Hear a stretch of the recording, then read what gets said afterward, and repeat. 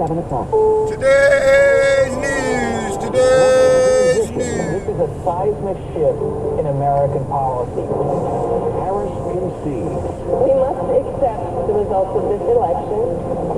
Another Fed rate cut. This would follow the half of a percentage point cut that we saw in September. Good morning, I'm Peter King with the CBS World News Roundup. A day after Donald Trump became the president-elect for the second time, we're starting to get some specifics on how the next Trump term will start. The CBS News correspondent Robert Costa. Many Republican senators privately told me they are already speaking to President-elect Trump about moving quickly on confirmation. And if they think somebody's going to be tricky, they're ready to have certain nominees serve as acting secretary. They want to get moving on the agenda, even if these confirmations get stalled in the upper chamber. This is a seismic shift in American policy. It is an overhaul, potentially, based on my conversations, of the executive branch. President-elect Trump wants loyalists in there, and he also wants people who are willing to shake it up. That means the intelligence agency, the National Security Agency, the CIA, the State Department, what's going on at the Federal Trade Commission. All of it will have Trump's fingerprints on policy and attitude. 4 years ago, Trump refused to accept the election results and did not make a concession speech.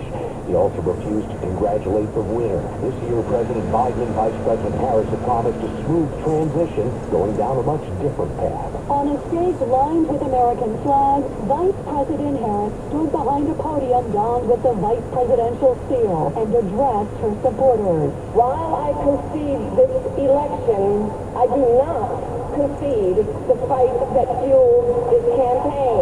She said that's the fight for freedom, For opportunity, for fairness, and the dignity of all people. She acknowledged that fight will take hard work. But like I always say, we like hard work. Stacey Lynn, CBS News, the White House. I'm Matt Piper. President Biden will address the nation at 11 in the morning, Washington, D.C. time. It will be the president's first appearance on camera in the aftermath of Donald Trump's victory over his Vice President Kamala Harris.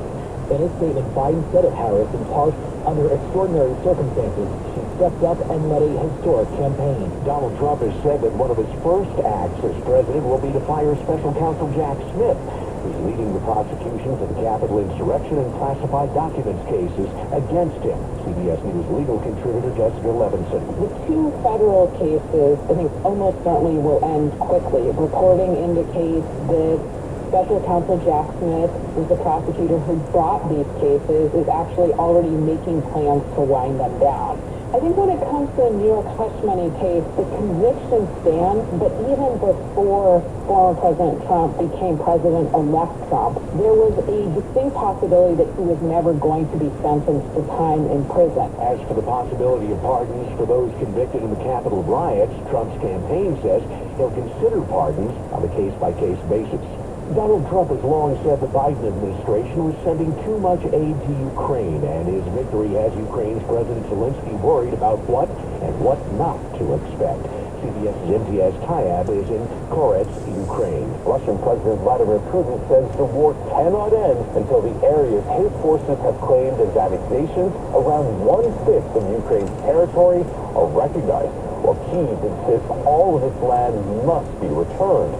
Whatever the case, the new Trump presidency will also likely test not only NATO, but Europe as a whole, after he threatened to fundamentally reevaluate his purpose and mission. California's Ventura County mountain fire is now 14,000 acres large. Thousands of people have been forced to evacuate homes north of Los Angeles. Here's CBS's Jonathan Bigliotti. Home after home engulfed in flames as the fast-moving mountain fire in Camarillo, California, tore through miles of neighborhoods yesterday. I try to be very philosophical about it and just say it's all just stuff. The fire spread so fast, law enforcement raced to rescue senior citizens, pulling them out of their homes in wheelchairs just seconds ahead of the flames. With the fire of this magnitude and moving that fast, getting people out of the way is paramount. It's 5 past the hour. Well, that's today's news. I didn't hear any good news, did you? I didn't think so. I guess it's all about perspective. The glass is half full. Well, as always, I'd like to thank you again for coming along with me on these Dash Cam News adventures. You know the drill.